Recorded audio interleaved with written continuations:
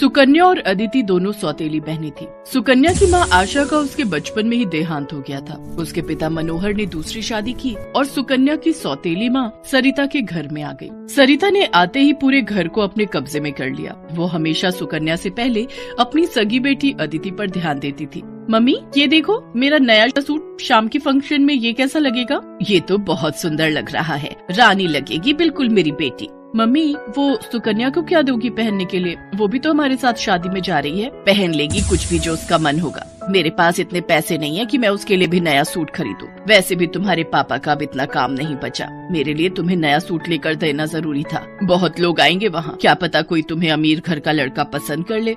अरे सरिता, कभी कभी अपनी बड़ी बेटी सुकन्या के बारे में भी सोच लिया करो। वो बेचारी भी तो शादी लायक है। बस आ गए अपनी लाडली बेटी के बारे में चिंता करने। पता नहीं कौन से मनहूस दिन मेरी तुम्हारे साथ शादी हुई थी। जब से आई हूँ एक ही नाम तुम्हारे मुंह पर चढ़ा हुआ है। देखती हूँ सुकन्या सुकन्या। अरे तुम्हारी दूसरी बेटी अदिति भी कुंवारी है, वो भी तुम्हारी ही बेटी है। उसके बारे में भी कुछ सोचा करो। मैं हूँ जो पैसे जोड़ जोड़ कर अपनी बेटी को सूट दिलवाए है। अब शाम को चलने की तैयारी कर लो, बहुत बड़े बड़े लोग उस शादी में आएंगे। ये तो मेरी सहेली पुष्पा की बड़ी मेहरबानी है जो उसने हमें एक कार्ड दे दिया, वरना हम गरीबों को इस शहर में और इतनी बड़ी शादी में कौन पूछेगा। मनोहर को पता था कि सरिता का स्वभाव बहुत ही खड़ूस है, इसलिए वो चुपचाप अपने कमरे में चला जाता है। शाम को सब लोग शादी के लिए तैयार होते हैं। अदिति बहुत ही सुंदर सूट पहनकर तैयार होती है। सुकन्या के पास तो कपड़े ही नहीं थे। अचानक मनोहर सुकन्या के पास आता है। सुकन्या बेटी, ये ले, ये तेरी माँ की साड़ी है, तू ये पहन कर तैयार हो जा। देख कितनी सुंदर साड़ी है, मेरे संदूक में रखी थी, मैं वही ढूंढ रहा था और आज मुझे मिल गई।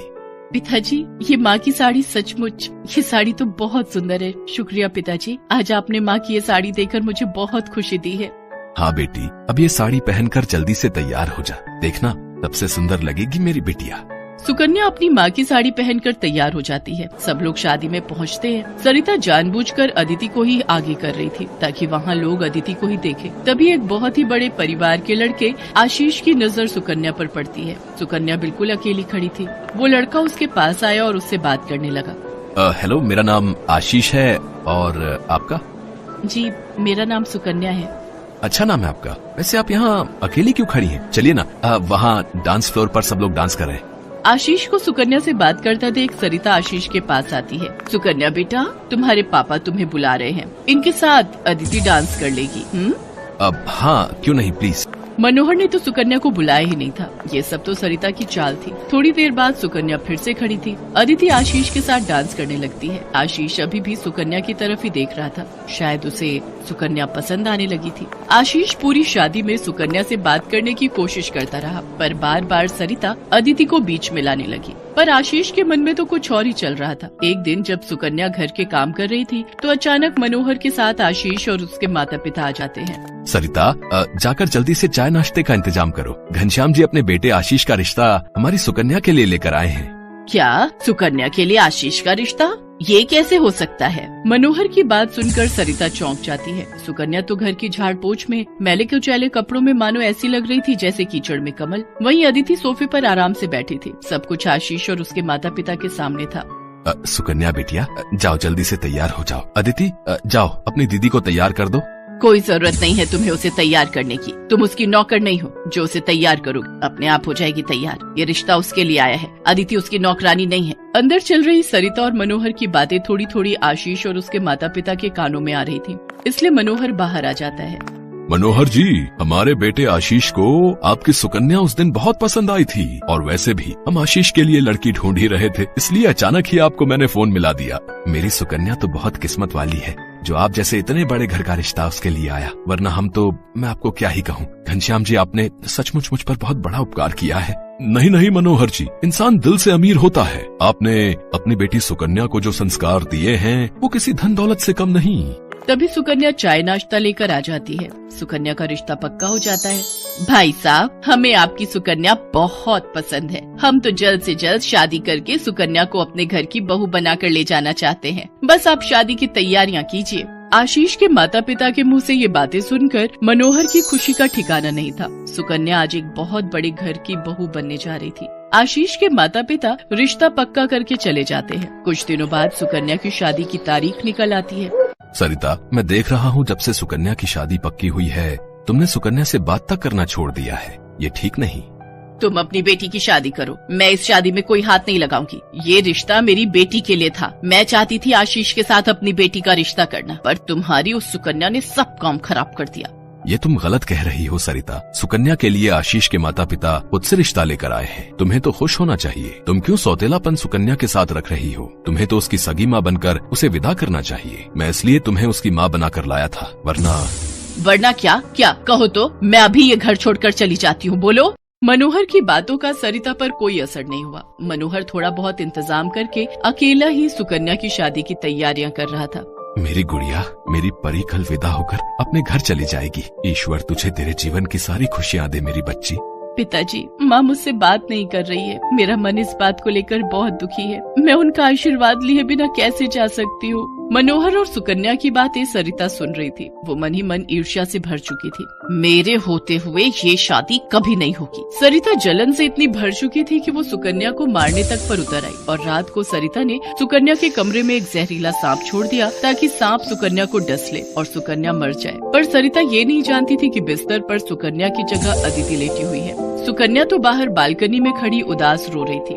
सरिता सारा नजारा देख रही थी, पर जैसे ही वो अदिति को करवट लेते देखती है वो घबरा जाती है। ये तो मेरी अदिति लेटी हुई है, तो फिर सुकन्या कहाँ है? तभी सुकन्या बालकनी से बिस्तर पर सांप को अदिति के पास चढ़ते हुए देखती है और वो चिल्लाती हुई उस सांप को पकड़ने के लिए हाथ आगे करती है। अदिति बचो, तुम्हारी बिस्तर पर सांप है, हिलना मत, बिल्कुल भी मत हिलना।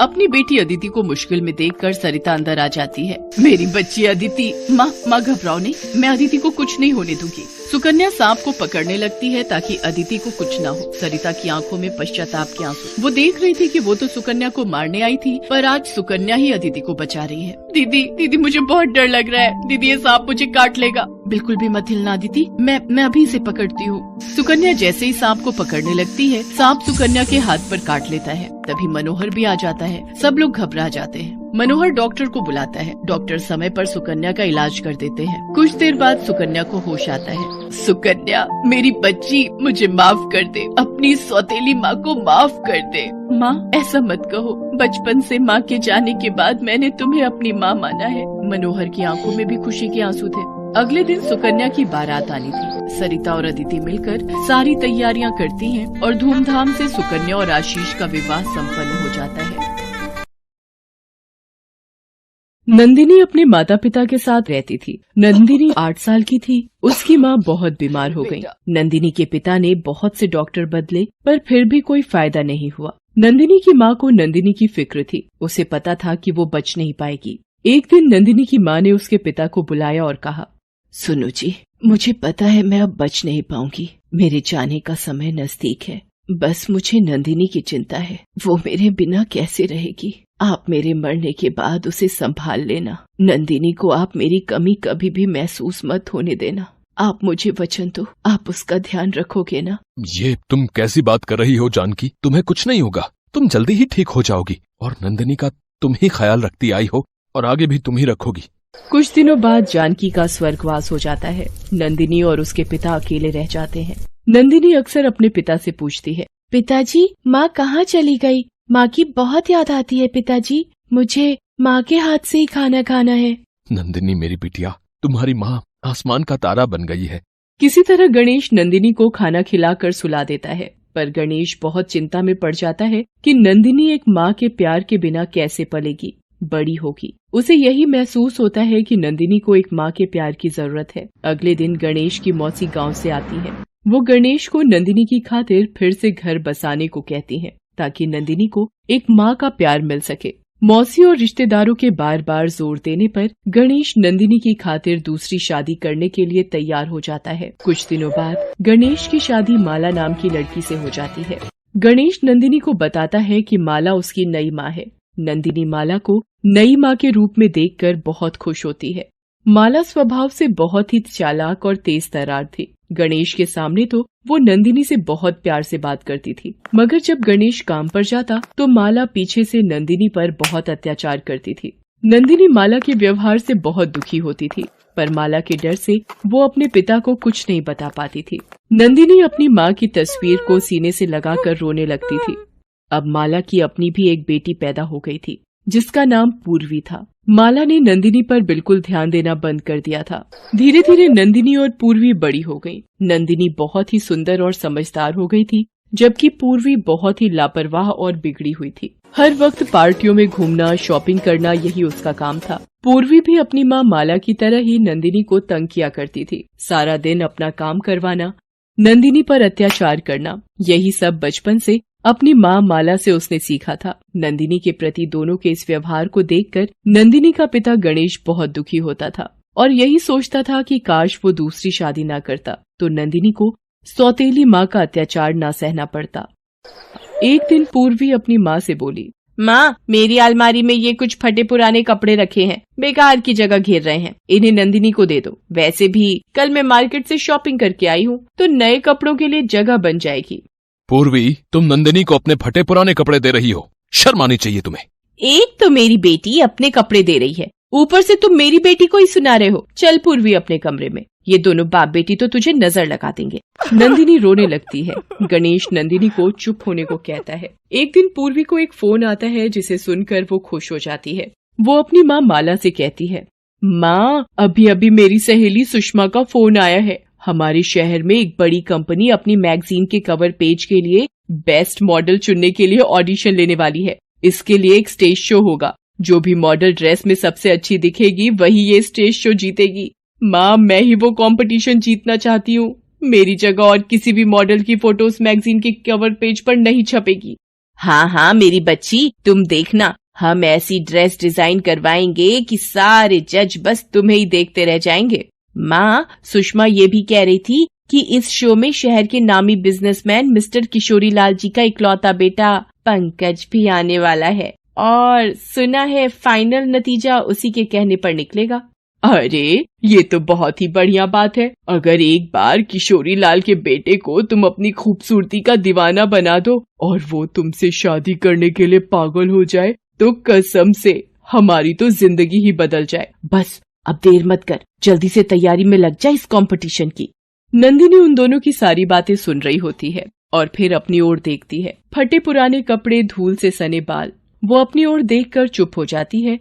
गणेश नंदिनी को उदास होता देख उसके पास जाता है और उससे कहता है, नंदिनी मेरी बिटिया, आज तेरी इस हालत का जिम्मेदार मैं हूँ। न मैं दूसरी शादी करता और न ही माला जैसी अत्याचारी सौतेली माँ तुझे मिलती। मैं तो तेरे लिए माँ लाना चाहता था, पर माला से शादी करके मैंने तुझे सौतेली माँ दे दी। मुझे जानकी ने तुम्हारी देखभाल के लिए जिम्मेदारी सौंपी थी, पर मैं जानकी को दिया वचन नहीं निभा पाया। मुझे माफ कर दे बिटिया।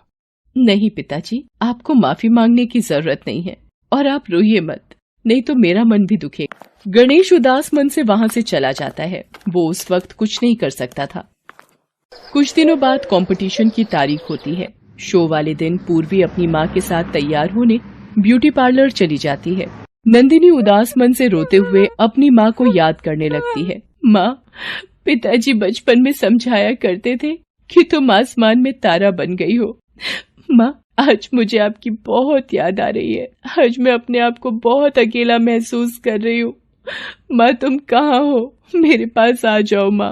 रोते रोते नंदिनी की आंखों के आगे चमकीली रोशनी आ जाती है और उस रोशनी में उसे अपनी माँ दिखाई देती है। वो नंदिनी को पुकारती है, क्या हुआ मेरी बच्ची?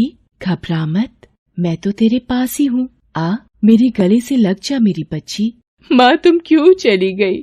मुझे यहाँ अकेले बहुत डर लगता है। मैं क्या करूँ माँ? अब तुझे कोई तंग नहीं करेगा। माँ, मैं भी नई माँ को अपनी माँ मानती हूँ, फिर वो हमेशा मुझसे भेदभाव क्यों करती हैं?